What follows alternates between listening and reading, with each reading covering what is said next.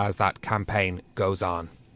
Well, let's get to our first guest. Conservative MP Nusrat Ghani, recently re-elected Vice Chair of the party's 1922 committee. Nusrat, thanks so much for joining us on Bloomberg Westminster. Congratulations on your re-election.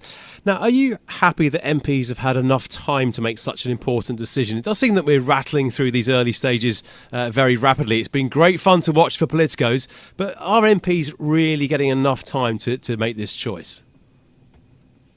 Oh, goodness gracious me, they're most definitely getting enough time. The candidates aren't new to the MPs.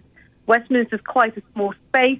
Colleagues know what the MP stands for, especially if they've held serious cabinet positions. They'll know exactly what their positions are on the economy, on the environment, on other social issues as well.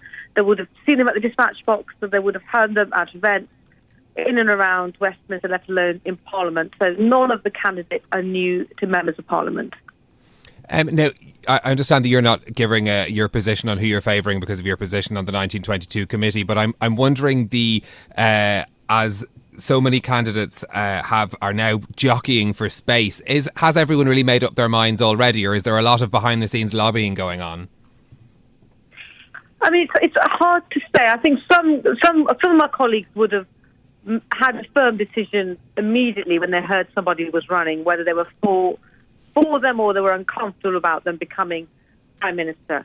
Sometimes colleagues support candidates who they know aren't going to win, but think it's good to have that side of the argument or that part of the party being represented ideologically in these discussions as well.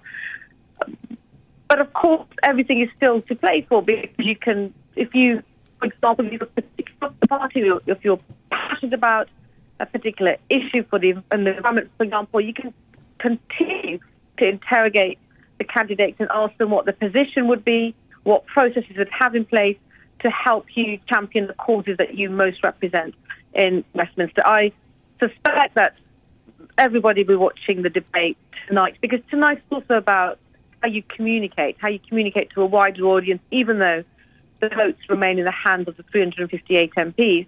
It's being able to present the Conservative Party, fundamentally, but also how you're going to champion the ideas within the Conservative Party that we will have to constantly speak to our voters to ensure that we can have the confidence to win the next general election. I'm lucky as Vice Chair of the 22. I'm unable to declare who I am supporting, which gives me a huge amount of time back in my life, so I don't have to deal with emails and phone calls from candidates and the candidates team. So it's a huge blessing, actually, to be on the 22, even though we're under huge stress to make sure that we perform every ballot and every hustings and every element of the process accurately. Yes, I want to ask you about the process, actually. So the Telegraph reports that candidates are being asked to sign something called, or nicknamed, the Andrea Leadsom Clause, where they agree in writing that they won't withdraw from the contest if they're one of the final two, to prevent the coronation that we saw with Theresa May. So there is actually a choice going to the country. Can you confirm that is being put to the candidates? The 92 committee never leaks. I'm not sure where the Telegraph got that fictional story from. It's absolutely right that the members of the Conservative Party have the final say. So we will have two candidates going out across the country doing 12 regional hustings. And, we want to make sure that both the candidates remain in the race, and we're obviously making it clear that that's what we need to do. I think candidates also are going to want the confidence of the members, if they win, to ensure that they have the authority to take charge of the Conservative Party. But look, the 1922 committee in the UK is dubbed the Men in White Suits. I am the only female on the board, so it's women and men in grey suits. And often we're asked if we're asking for contracts in blood from candidates. We're not that kind of Conservatives. We're asking for assurances to make sure that there are two remaining candidates to go out to hustings and to allow the Conservative members to have a final say. But I know you call it a fictional story, but so you're saying that they haven't been asked to sign this?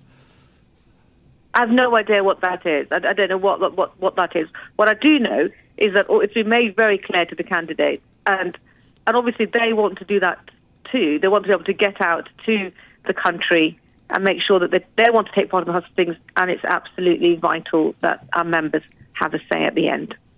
Are you happy with the diversity of candidates that you have in the lineup? We've got 3 women, 3 people of colour in the final 6. That's an interesting representation given the wider base of the party.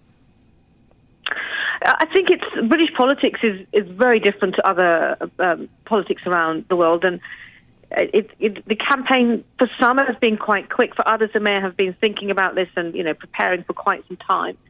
But it's not that difficult to become a candidate. All you've got to do is say you want to put your hat in the ring, and then there's a huge amount of work that continues after that. So I love the fact that it's an equal start for everybody who wants to give this a shot.